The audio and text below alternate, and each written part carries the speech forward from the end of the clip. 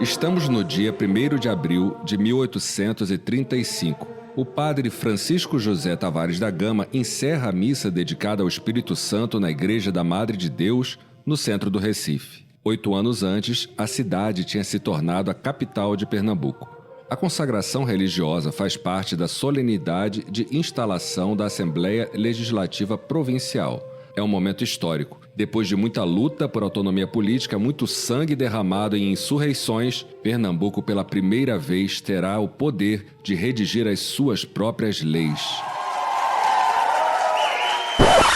Amigo, desculpa aí. Eu sei que isso é importante, mas vou ter que te corrigir logo no primeiro minuto da 2ª temporada do nosso Sagas Pernambucanas. Você não tá lembrando de falar que Pernambuco já sediou sim uma Assembleia Legislativa. E olha que foi a primeira de toda a América do Sul.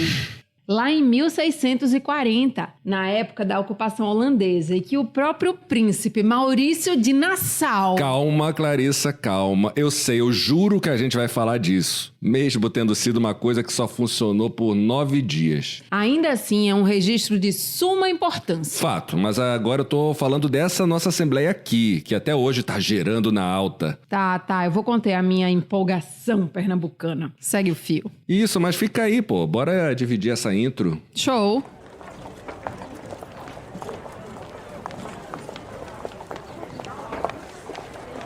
Depois daquela missa, as autoridades e convidados que acompanham a instalação da Assembleia se deslocam para o local onde um dia tinha sido erguido o Forte do Matos, uma edificação que naquela altura sediava os Conselhos Gerais. A entidade se reunia para debater questões da província e levar os BOs para a administração imperial, mas não fazia leis. Realmente, funcionava ainda de forma bem diferente de uma assembleia.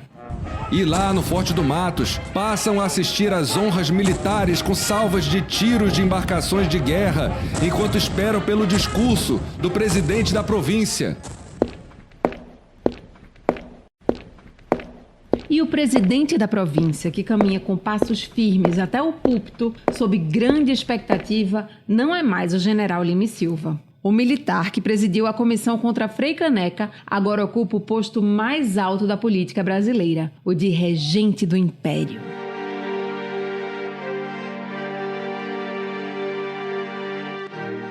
Uma década se passou desde a execução em praça pública do Mártir da Confederação do Equador. Muita coisa mudou. Depois de Lima e Silva, 10 governantes passaram pela presidência de Pernambuco. E agora, depois de muitas reviravoltas, quem está no comando da província, hein, Clarissa? Surpreendentemente, um herói, ou melhor, aquele que conclamou os pernambucanos e as demais províncias do norte a se rebelarem contra Dom Pedro I, o próprio presidente da Confederação do Equador. Manuel de Carvalho Paz de Andrade. E mais surpreendentemente ainda, com o respaldo do próprio Lima e Silva. Sobre o Manuel de Carvalho, a gente falou bastante no 3º episódio da 1ª temporada. Corre lá para ouvir! Quando a gente diz que muita coisa mudou, foi muita mesmo. Dom Pedro foi-se embora para Portugal. A Constituição dele foi mudada, criando as Assembleias Provinciais. As ferrovias começam a surgir na Inglaterra. E Pernambuco? Pernambuco estava saindo de uma guerra civil. A Guerra dos Cabanos, um conflito que começou pedindo a volta de Dom Pedro para o Brasil e terminou virando uma luta de escravizados pela liberdade. Aliás, nessa altura aí da instalação da Assembleia, Dom Pedro não tinha só ido embora do Brasil, já tinha ido embora do mundo, já era finado. O finado rei de Portugal. Deus o tenha. Ficou confuso, né? Muita coisa. Vamos fazer um bem bolado para falar disso tudo já já. Só uma coisa não tinha mudado. O tráfico de cativos africanos seguia crescendo ano após ano, mesmo ilegal, e os donos de terras e escravizados ainda eram a base política, financeira e militar do governo imperial. Escravizados, indígenas, negros libertos, mestiços, analfabetos, pobres em geral, ou seja, a vasta maioria dos brasileiros estavam na mesma condição que tinham antes da independência do Brasil.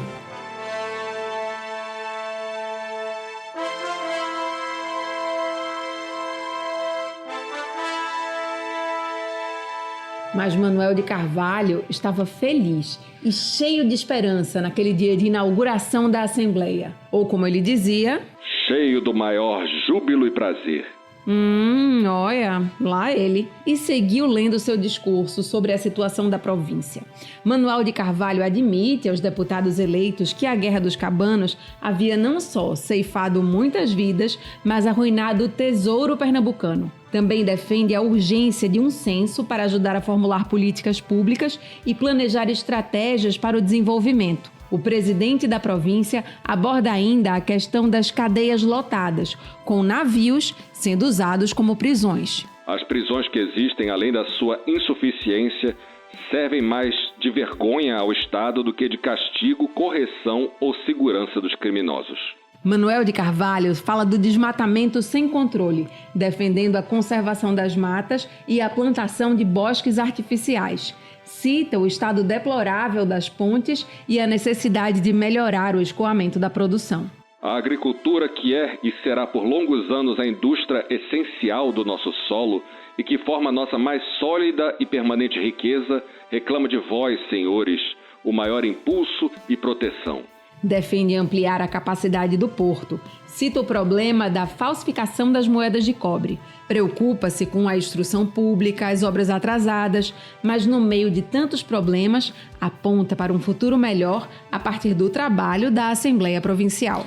Este dia, que marca uma nova época de glória nos fastos de Pernambuco, é para mim um objeto de entusiasmo, por ver nele realizado o mais belo triunfo dos princípios que professo. Em vossas mãos, senhores, se acham agora os destinos de vossos concidadãos. A vós, senhores, está, eu confio, reservada a glória de promover o aumento e a prosperidade desta província, de curar os males que pesam sobre ela.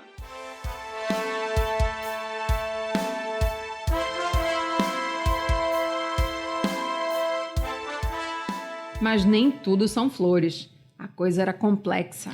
A primeira legislatura da Assembleia tinha, por um lado, ex-revolucionários, de 1817, opositores da escravidão, homens comprometidos com o progresso de Pernambuco e também estavam lá, é claro, grandes latifundiários, donos de escravizados, muitos interesses particulares em conflito. Desde aquela época, né, Brasil? 2/3 da população nem podiam sonhar em ter representação naquele espaço. Mulheres, negros, escravizados, indígenas e pessoas pobres não podiam votar ou ser votadas. A eleição era por voto indireto e censitário, baseado na renda do eleitor. Clarissa, no meio dos deputados eleitos tinha até gente que atacou o Palácio do Governo e trocou tiros com o Manuel de Carvalho. Demita-se do governo, Carvalho!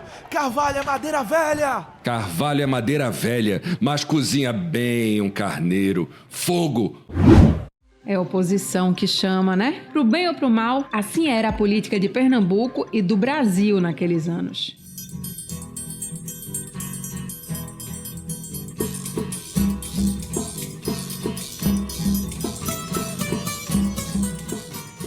Olá, querido ouvinte, estamos de volta. Esse é o primeiro episódio da segunda temporada do podcast Sagas Pernambucanas, a história de Pernambuco como você nunca ouviu.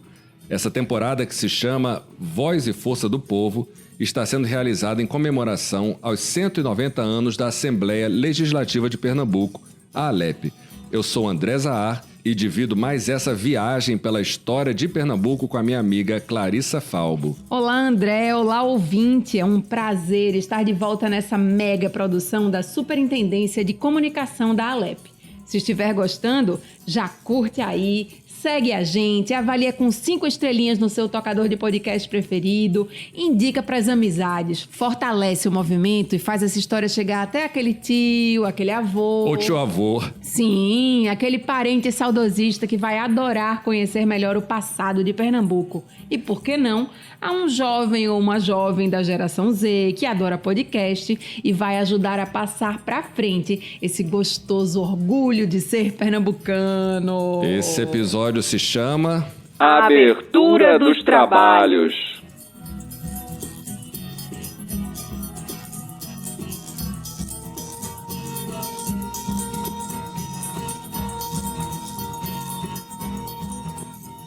Bom, nossa amiga aqui falou que a primeira assembleia foi na época dos holandeses. É verdade. Digamos que essa foi a pré-história do nosso parlamento estadual. Conta aí, Clarissa.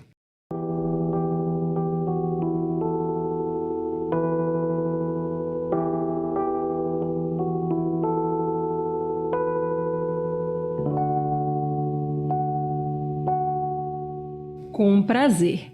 Pernambuco não teve oficialmente a primeira Assembleia Legislativa da América colonial. Porque a primeira mesmo foi fundada em 1619 em Jamestown, na Virgínia, Estados Unidos. Mas tivemos a primeira da América do Sul. A Assembleia Geral dos Escabinos e Moradores Portugueses. Ela foi convocada em 1640, no Recife, pelo príncipe Maurício de Nassau. Tinha holandeses, portugueses e brasileiros descendentes de lusos. Os 12 escabinos eram como se fossem os membros das câmaras municipais daquela época. Além deles, participaram 43 outros representantes das capitanias conquistadas pelos holandeses, além de Pernambuco, Paraíba e Itamaracá, e também a jurisdição de Porto Calvo, que hoje é Alagoas.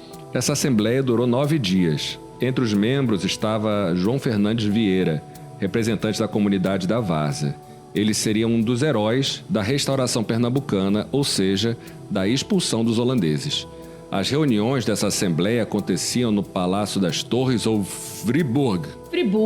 Friburgo. Fica mais simples, bem fluminense, vai. Vai. É onde existe o Palácio do Campo das Princesas, sede do governo do estado.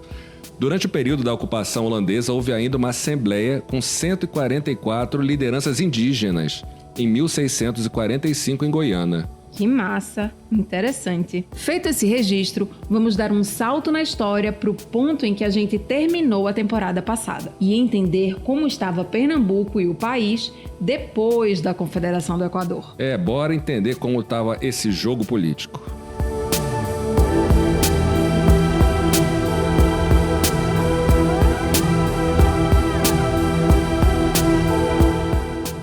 Os ideais, eles não morrem, porque nós temos correspondências em que mostram claramente, já em 25, depois da morte do Frade, né, que também houve muitas comoções na morte do Caneca, de reações por todos os lados, qualquer movimentação. Os agentes do Império diziam que em Pernambuco surgia rebeliões, surgia, vamos dizer, descontentamentos. Esse que a gente está escutando é o historiador e professor da UFPE, Flávio Cabral. Ele está falando um pouco do clima em Pernambuco depois da Confederação do Equador.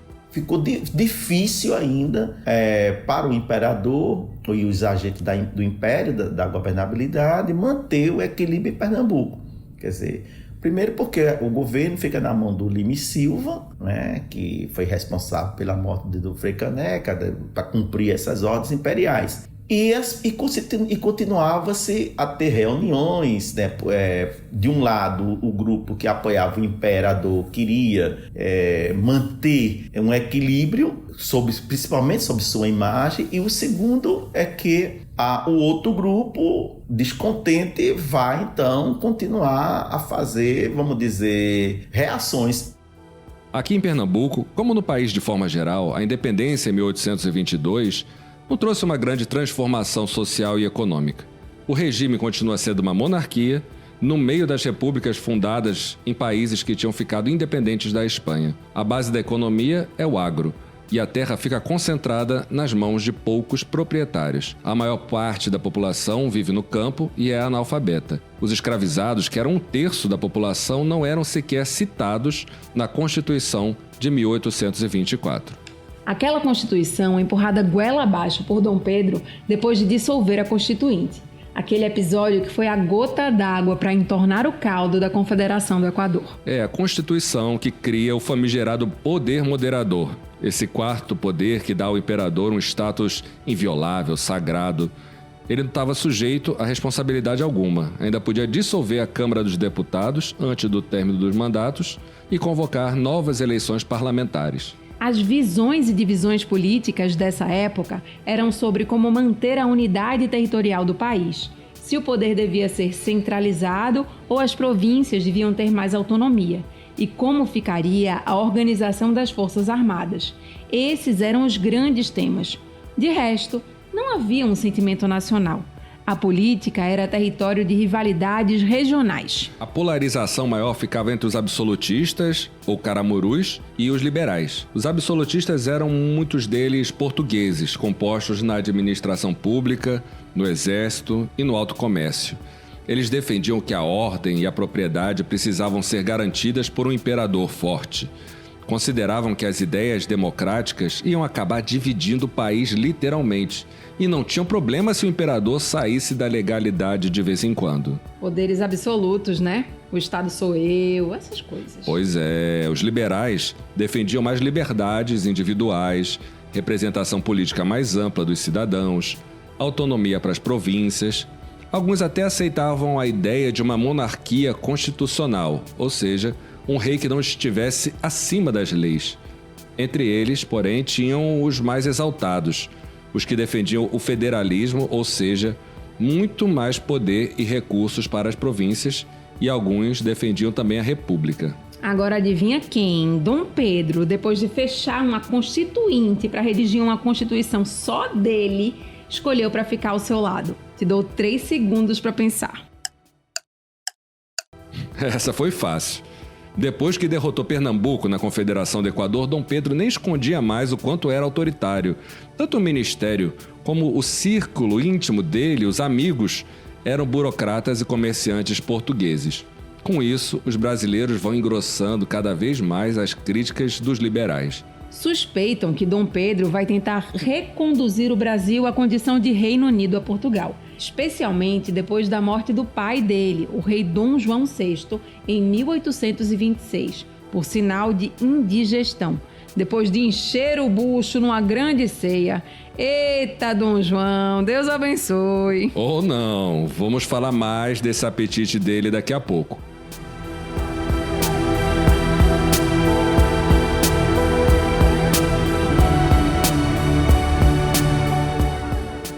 Se Dom Pedro assumisse como filho mais velho o trono de Portugal, havia esse risco mesmo de recolonização. Pelo menos é o que pensam os liberais. Mas quando Dom João VI morre, acontece um outro arranjo. O irmão de Dom Pedro, Dom Miguel, o segundo na linha sucessória, que por sinal já tinha sido preso por tentar dar um golpe no pai, se compromete a casar com a sobrinha, Maria da Glória, filha de Dom Pedro. Isso acontece por procuração, sério, por procuração, em 1826. Um casamento pelo sistema remoto. Achei moderno. Só que não. O bom e velho casamento arranjado das famílias reais. Tio casando com sobrinha, de olho na coroa, e ela só tinha 7 anos. Uó! Dom Pedro abdica do trono português em nome da filha. O que ninguém sabia é que depois ele volta para Portugal, inventa uma guerra civil contra o irmão e assume a coroa. Parece que o jogo virou, não é mesmo? Mas isso é história para outro podcast, o Sagas Lusitanas. Pernambuco em pé, como diz a internet. Vamos lá, voltando a 1826, quando morre Dom João VI.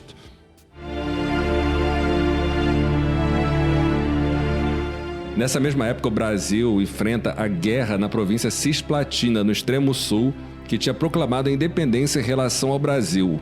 Um desastre militar que termina com o reconhecimento do Uruguai como país. 8.000 brasileiros morreram, inclusive pernambucanos, que foram mandados famintos, descalços e com roupas de algodão para uma guerra no meio do inverno. O conflito deixa ainda um rombo de 30 milhões de dólares nos cofres públicos em valores da época. O recrutamento forçado gera insatisfação na população. A base do exército é de gente pobre, sujeita a atraso nos pagamentos e castigos. Mas o fato de os oficiais portugueses ocuparem postos de comando também gera descontentamento dos militares brasileiros mais graduados, que vão aos poucos se afastando do imperador. A morte, também em 1826, da imperatriz Leopoldina, grávida depois de uma briga em que teria sofrido agressões de Dom Pedro, seu marido, também gera revolta. Não era segredo que ele era abusivo no casamento. Tinha um caso público com a Marquesa de Santos, Domitila de Castro, e sujeitava a imperatriz a humilhações e até o que hoje a gente chama de violência patrimonial. Deixava a esposa sem dinheiro, nem para as despesas mais básicas. E olha que Leopoldina era filha do imperador da Áustria e cunhada de Napoleão Bonaparte. O registro histórico diz que logo depois de uma discussão acalorada do casal real, Leopoldina passa mal. Semanas depois, sofre um aborto espontâneo e falece. Trágico. Hoje, isso não passava batido. Hoje tem Lei Maria da Penha.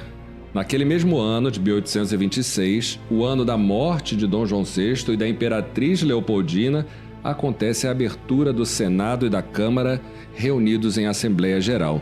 Sabe o que foi revelado naqueles trabalhos legislativos logo de cara? Conta pra gente. Que para ter independência reconhecida por Portugal, o Brasil tinha assumido uma dívida de 1,5 milhão de libras esterlinas que Portugal tinha com a Inglaterra. Um passivo feito para comprar armas e navios para lutar contra a independência do Brasil. Vê se pode. Não acaba aí. O governo imperial tinha se comprometido ainda a pagar uma indenização pessoal de 600 mil libras esterlinas ao Dom João VI, o papai de Dom Pedro I, que tinha ido embora daqui levando todo o ouro do Banco do Brasil. Vai ver que foi por isso que o bonito morreu de indigestão depois de um banquete.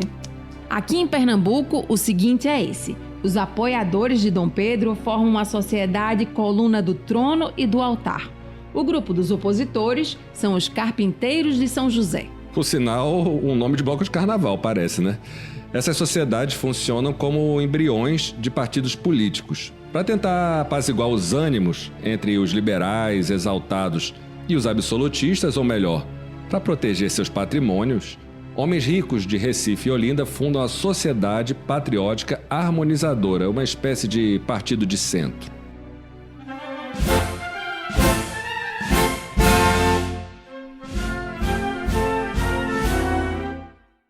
Em 7 de abril de 1831, depois de conflitos de rua no Rio de Janeiro e com adesão até do general Lima e Silva, Dom Pedro abdica do trono imperial no Brasil em favor do filho, Dom Pedro de Alcântara.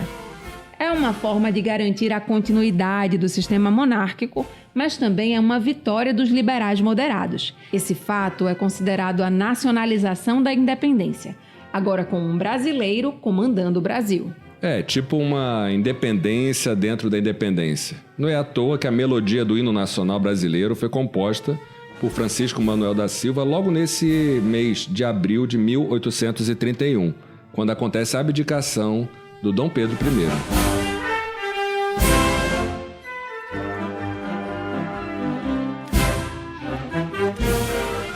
Só que o sucessor, Dom Pedro II, só tem 5 aninhos. Tudo bem que tem muitas meninas e meninos que com 5 anos fazem coisas incríveis, basta olhar o Instagram. Mas governar um país, e ainda mais como o Brasil, no meio dessa crise, é demais, né? Dom Pedro II deve ter ficado no piniquinho, perguntando: já posso sentar no trono? Já posso sentar no trono? Eu já posso sentar no trono? Não.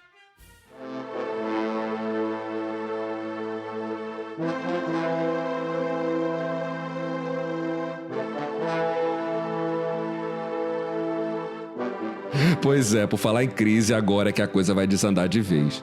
Nesse período da regência, alguns homens governam em nome do futuro imperador até que ele complete a maioridade.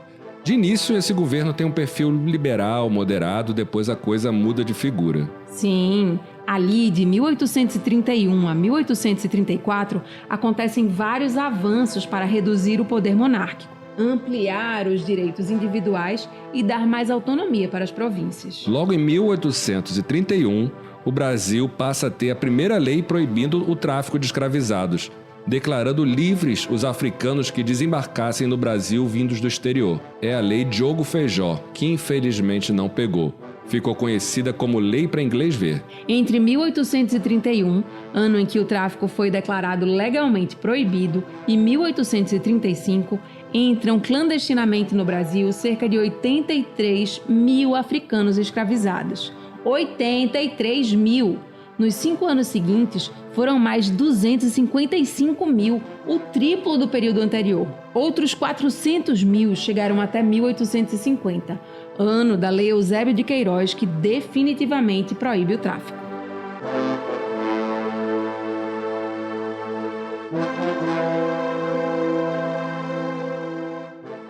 Outra dessas medidas liberais é o Ato Adicional de 1834, que altera a Constituição de Dom Pedro. Votado pela Câmara dos Deputados, esse ato suspende o poder moderador durante a regência e dá mais poder às províncias. É aí que são criadas as Assembleias Provinciais, em substituição aos antigos Conselhos Gerais que discutiam os problemas da província sem poder criar leis. E nasce a nossa querida Alep.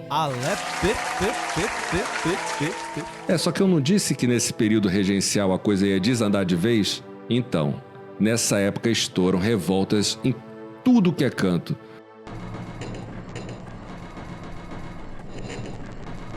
Foram 20 em todo o Brasil, sempre motivadas de alguma forma pelas dificuldades da vida cotidiana, pelas incertezas da organização política, balaiada no Maranhão, cabanagem no Pará, revolta dos malês e sabinada na Bahia. Esses movimentos aproveitam-se do enfraquecimento do poder central e das rivalidades regionais. Com exceção da Farroupilha, no Rio Grande do Sul, as insurreições partem de grupos mais humildes, a população pobre e analfabeta. Alguns historiadores usam o termo orfandade para explicar o sentimento de vazio provocado pela saída de Dom Pedro nessa parcela da população. Clarissa, sabe o que também dava um outro podcast? A Guerra dos Cabanos, um dos maiores e mais longos conflitos da história de Pernambuco, que acontece logo depois que Dom Pedro abdica.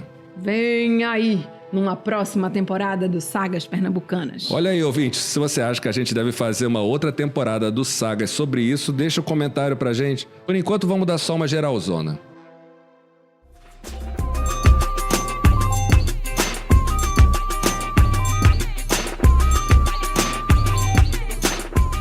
Cinco meses depois da abdicação de Dom Pedro, em 1831, estoura uma rebelião militar no Recife, a Setembrizada.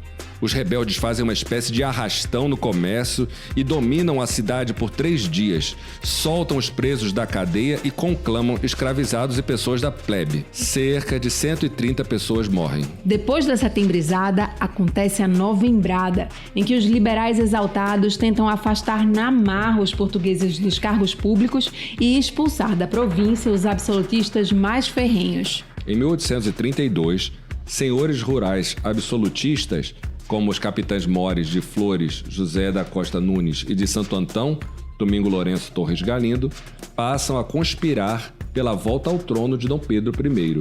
Uma rebelião parecida já estava acontecendo no Ceará.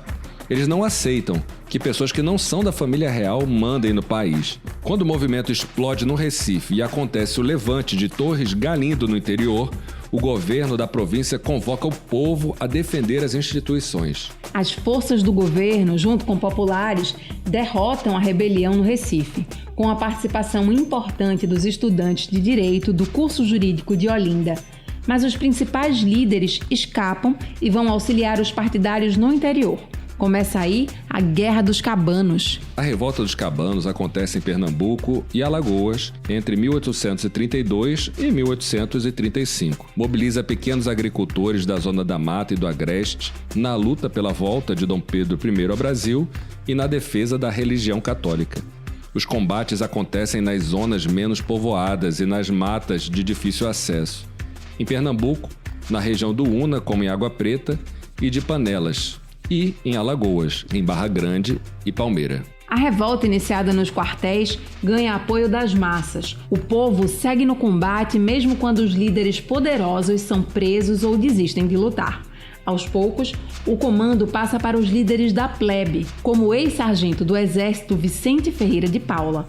O maior apoio era dos escravizados, que tinham medo de voltar ao cativeiro e lutavam até o fim. A guerra, que tinha começado com um levante de políticos absolutistas, vai se tornando uma luta de negros contra a escravidão. Quem fala mais sobre isso é o professor Flávio Cabral.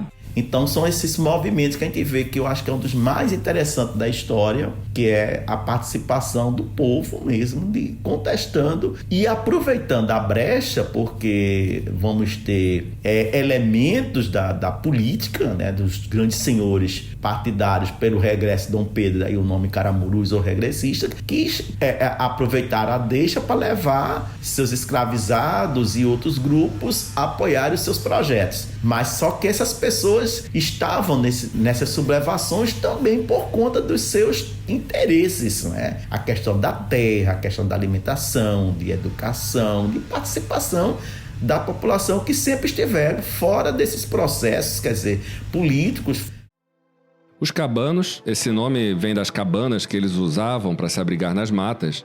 Eles usam métodos de guerrilha contra tropas que não conhecem o terreno, atacam em emboscadas, fogem por trilhas desconhecidas, uma coisa totalmente diferente das outras revoluções brasileiras que eram planejadas e executadas nas cidades, sem participação da população do campo. Até por isso, mais fáceis de dominar.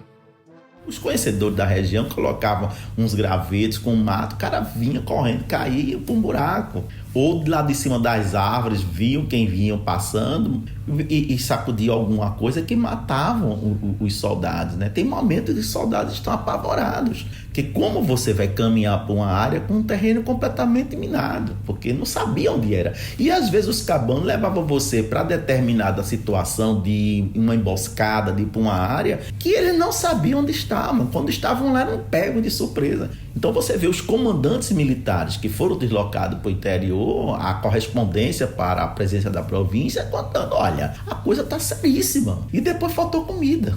O tesouro da província fica seriamente desequilibrado, inclusive pela diminuição de braços nas lavouras. Bahia, Paraíba e Rio Grande do Norte socorrem Pernambuco.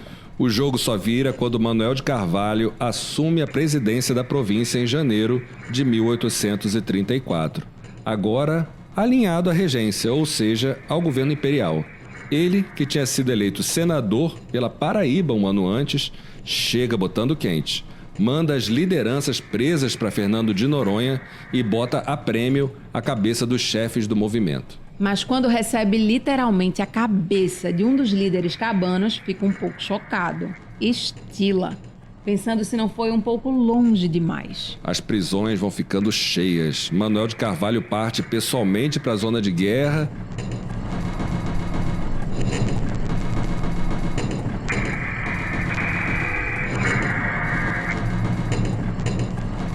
E com ele no comando, as tropas do governo começam a fechar o cerco aos cabanos.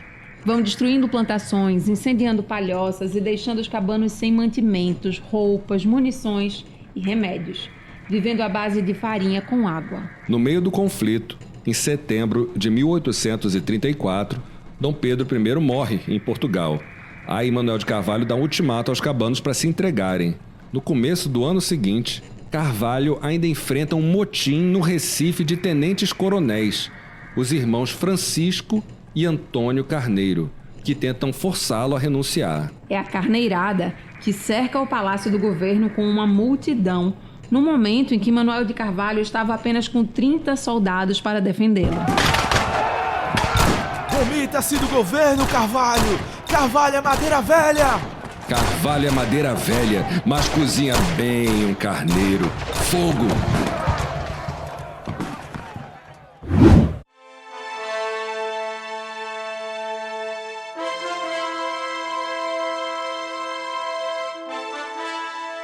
Nesse contexto, em 1º de abril de 1835, Manuel de Carvalho participa da abertura da Assembleia Legislativa Provincial. E adivinha quem tinha sido eleito para aquela primeira legislatura da história da Alep, que nem se chama Alep ainda? Os irmãos Francisco e Antônio Carneiro, líderes da carneirada. Mas por causa dessa treta toda, eles não assumem seus mandatos logo de cara. Nesse momento do final da Guerra dos Cabanos, a Assembleia Provincial participa do debate sobre a anistia a pessoas que seguiam presas sem julgamento. Em março de 1836, Antônio e Francisco Carneiro, absolvidos pelo júri, têm reconhecido o direito de exercerem os mandatos para os quais tinham sido eleitos.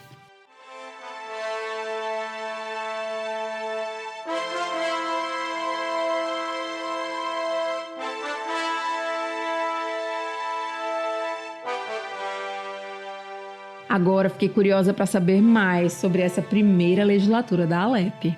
Por isso que a gente foi atrás do Augusto Lira, prata da casa, historiador da nossa Superintendência de Patrimônio da Alep. Nessa época, a política está se consolidando em 2 partidos, o liberal e o conservador.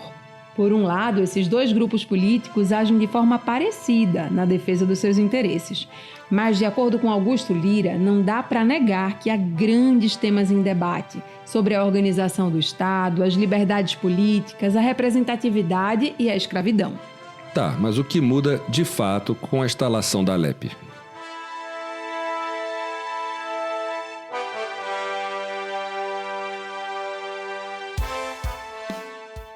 Aqui em Pernambuco, após a Revolução de 24, a gente tem uma concentração maior do poder na mão do imperador, e esse mesmo imperador ele abdicou do poder em 31. Então, as elites locais, que já estavam em disputas, ali você falou muito bem, os liberais e os conservadores, eles tinham ali como pauta de discussão central a questão da centralização do país ou da descentralização do país, ou seja, atribuir às províncias maior poder, né, de autonomia de decisão política ou centralizar isso tudo na mão do imperador, no caso aí agora dos regentes, no Rio de Janeiro. Mas assim, se você for analisar, grosso modo, você vai perceber que essas pessoas que tinham acesso ao partido político liberal, por exemplo, ao partido político conservador, eram pessoas que poderiam votar e serem votadas. E isso na sociedade brasileira da época também cria algumas distinções ali muito específicas.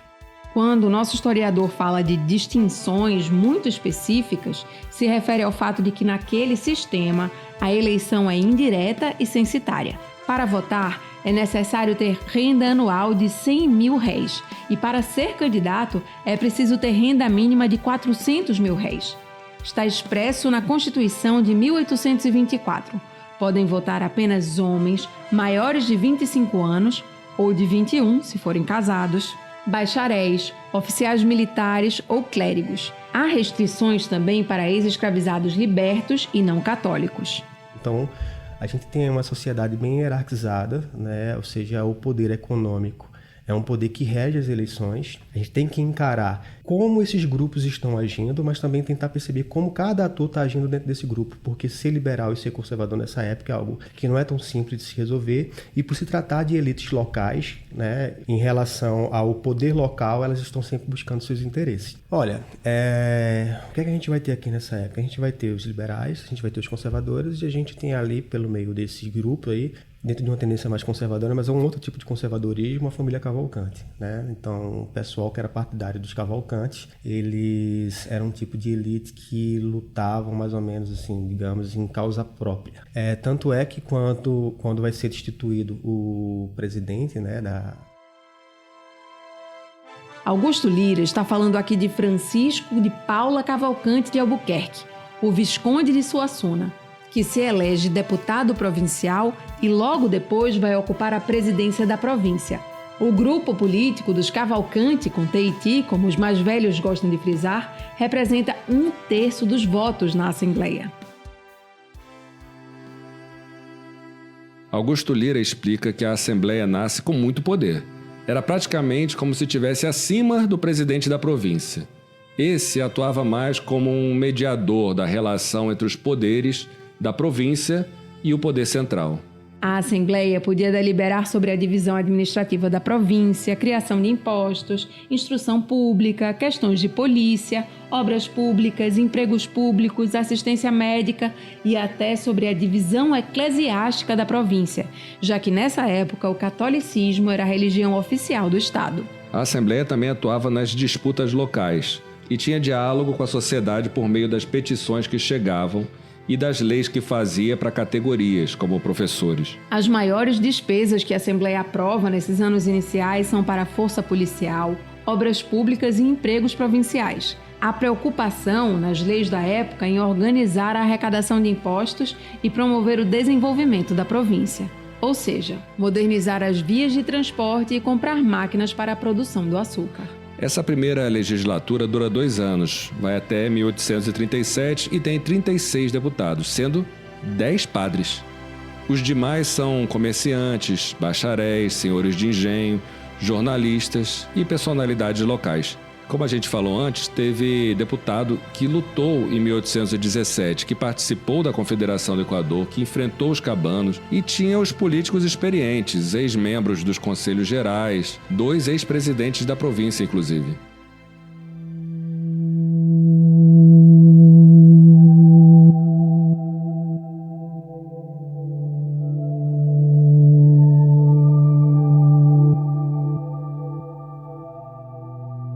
Importante destacar que são eleitos nessa primeira leva 2 dos principais traficantes de escravos da época, José Ramos de Oliveira e Bento José da Costa. Pois é, além de homens, são ricos, com formação universitária na Europa, no Seminário de Olinda ou na Academia Jurídica de Olinda, fundada 7 anos antes. Quem está lá no meio deles é o Gervásio Pires, de quem a gente falou muito no 2º episódio da primeira temporada. O Mudo. É, o herói da Revolução de 1817 e um dos precursores do movimento que vai levar à Confederação do Equador. Logo nos primeiros dias de funcionamento do Legislativo, ele apresenta um projeto de melhoramento do Porto do Recife, que é convertido em lei. É dele também o primeiro requerimento da Assembleia que trata da troca de moedas de cobre por cédulas. O Pix nem sonhava em existir. Além dele, estão nessa legislatura outros revolucionários, como Francisco de Carvalho, irmão do Manuel de Carvalho e ex-presidente da província, e o padre Virgínio Rodrigues Campelo.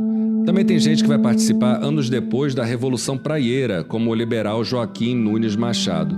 Aliás, spoiler, ele vai morrer, com um tiro na cabeça durante a Praieira, em 1849. Quem sabe a gente faz uma temporada do Sagas Pernambucanas sobre a Praieira também, hein, Clarissa?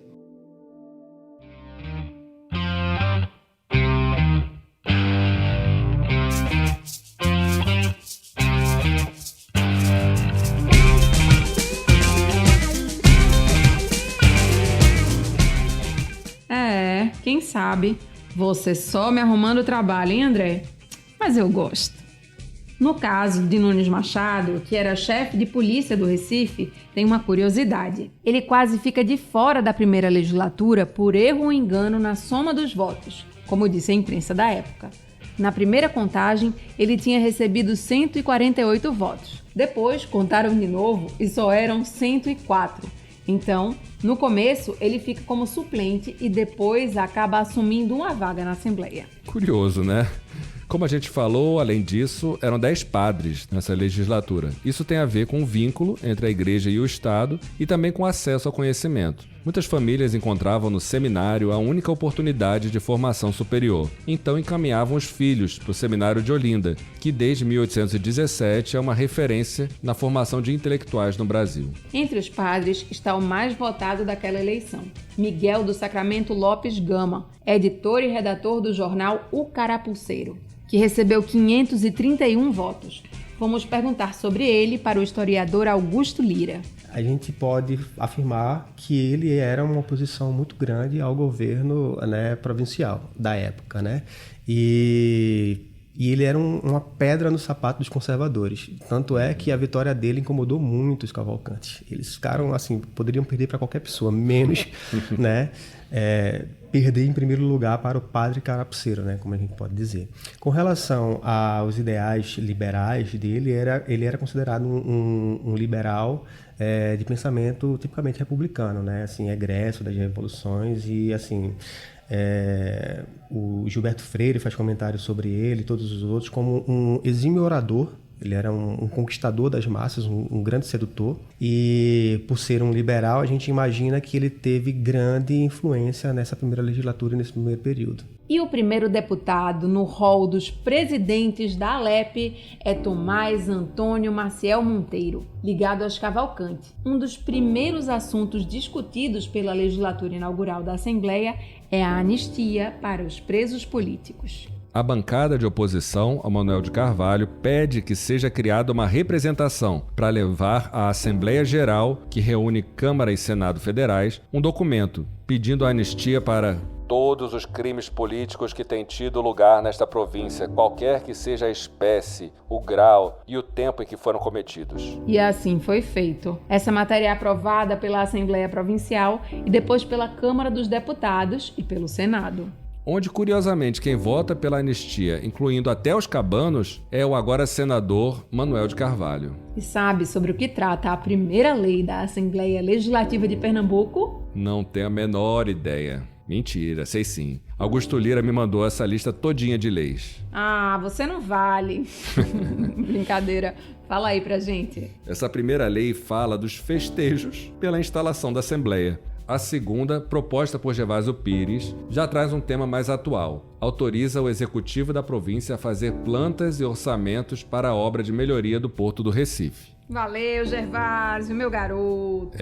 O Gerva tinha moral com os colegas, mas enfrentava muita oposição também. Na verdade, os liberais moderados, como ele, estavam em minoria no meio dos conservadores e dos exaltados daquela legislatura. Um grande adversário de Gervásio era o padre Carapuceiro, que fica acusando ele de apresentar muitos projetos sem noção. Menos de um mês depois de assumir o mandato, vendo muitos dos seus projetos rejeitados, o Gervásio se cansa, pede para sair, renuncia. Jura? Sim, e morre logo no ano seguinte. Tadinho. Mas a Assembleia segue aprovando leis. A número 6 estabelece a remuneração dos praças e oficiais da segurança pública. A 7ª autoriza o presidente da província a fundar o Colégio de Órfãos. E assim segue, com mais de 19 leis por ano nas 3 primeiras legislaturas. Até 1889, quando a República é proclamada e a Assembleia Provincial se torna a Assembleia Estadual, como é hoje, serão 2.149 leis aprovadas. Deu para ver que muita coisa que a gente discute hoje já estava de algum modo na pauta da Assembleia quase 200 anos atrás. Por mais que naquele primeiro momento a casa fosse um tanto distante do dia a dia da população, em termos de representação principalmente, o que acontecia ali repercutia na sociedade, inclusive por meio de jornais, como o Diário de Pernambuco, fundado 10 anos antes. Por sinal, esses jornais muitas vezes eram lidos em voz alta nas casas e no comércio. As demandas da sociedade chegavam por meio de petições endereçadas aos deputados, que hoje estão preservadas pela Superintendência de Patrimônio Histórico da Alep e em processo de digitalização.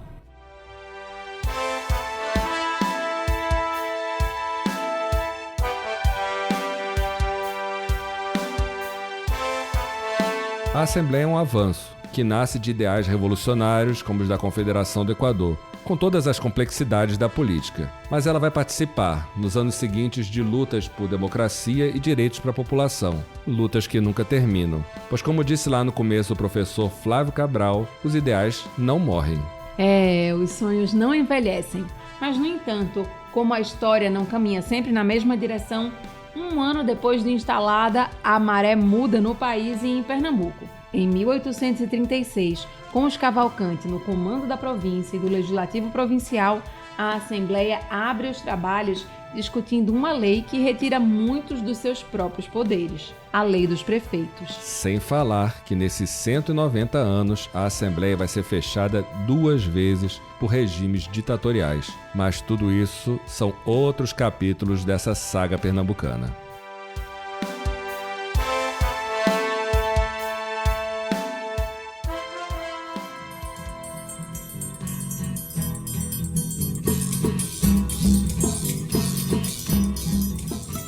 C'est fini, querido ouvinte, chegamos ao final do primeiro episódio de Sagas Pernambucanas, Voz e Força do Povo, revelando mais uma vez a história de Pernambuco como você nunca ouviu. Por hoje é só, pessoal. Esperamos que você tenha aproveitado essa viagem com a gente pela criação da Assembleia Legislativa há 190 anos e gostado de saber tudo o que estava rolando naquele fatídico momento em que Pernambuco finalmente conquistou o poder de redigir suas próprias leis. Uma conquista que custou muita luta e teve seus mártires como Frei Caneca. Mas uma conquista ainda incompleta e que volta e meia é ameaçada de retrocesso, como a gente vai ver nos próximos capítulos dessa saga. Por isso que essa segunda temporada do projeto tem como personagem principal o povo pernambucano, que ao longo da história, sempre que foi preciso, se colocou contra o autoritarismo e a favor da democracia. Nos próximos episódios dessa temporada, vamos falar de abolicionismo, da guerra entre Rosa e Silva e Dantas Barreto, da primeira deputada da história da Alep, do fechamento do legislativo pela ditadura, enfim, de uma história com muitas surpresas, reviravoltas e personagens incríveis. Ou seja, todos os ingredientes de uma saga. Sem spoiler, fica com a gente para saber como Pernambuco participou das grandes transformações do país. É tanta história que teremos a luxuosa participação de outros repórteres da equipe de comunicação da Alep e dos nossos gloriosos estagiários. Todo um time escalado para esse pod. Podes crer. Tivemos reforços de peso para poder dar conta de 190 anos de história. Antes de nos despedirmos, queremos agradecer imensamente à Superintendência de Comunicação da Alep pela realização dessa mega produção. Nosso muito obrigado também aos historiadores que nos ajudaram nesse primeiro episódio, como o professor Flávio Cabral e Augusto Lira, além de toda a equipe que torna esse podcast possível. Um agradecimento especial a você que nos ouve pela companhia. Se gostou, já sabe. Curte, comenta, compartilha, enfim, não vou repetir. Valeu, André! Valeu, galera! Até a próxima, pessoal, e que as sagas continuem.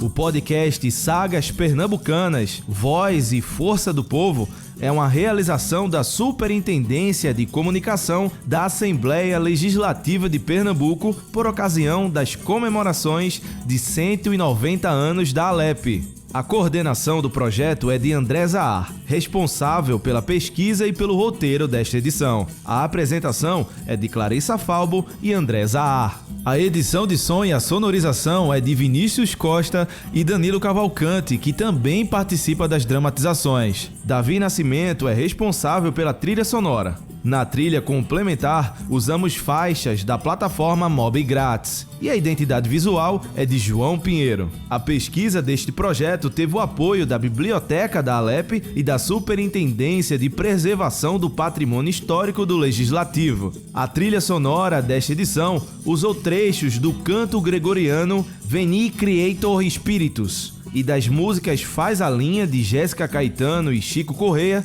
e A Praieira, de Chico Sainz e Nação Zumbi. Na vinheta, usamos o trecho da música Cantiga Brava, de Geraldo Vandré. Este programa e produções da Rádio Alep podem ser acessadas pelo site www.alep.pe.gov.br e nas plataformas de podcast Spotify, Deezer, Amazon Music e outras.